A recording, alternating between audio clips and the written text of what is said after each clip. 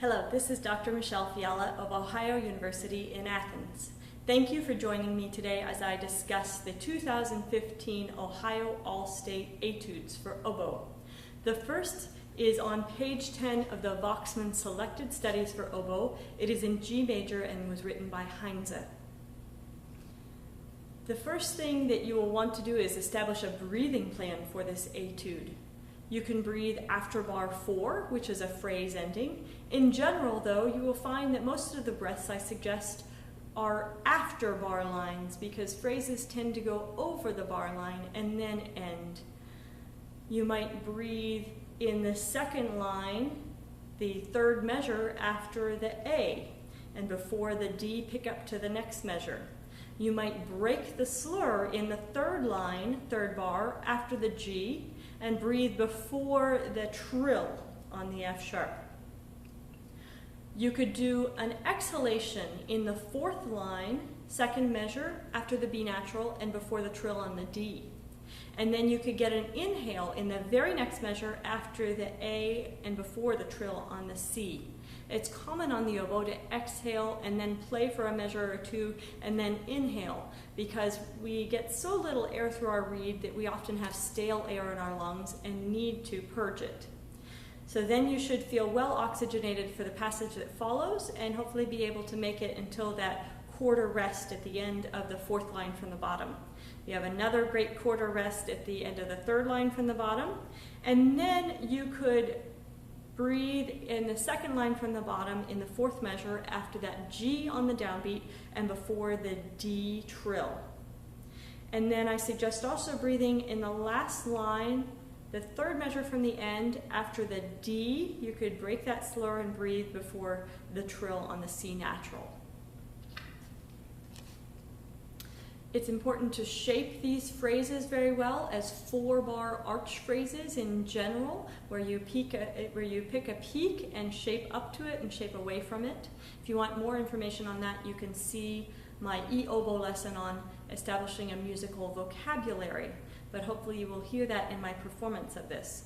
Some handy trill fingerings. D sharp to E, you hold down your left hand D sharp and wiggle the fourth finger of your right hand. C to D, you use this trill key on your right hand. For D to E natural, you leave your octave key off and your half hole open and just wiggle the fourth finger of your right hand. And the other trills are pretty normal fingerings, but it will still be good to go through each of them and play each trill in succession and make sure that each one is even and equally fast. I will now perform this etude for you.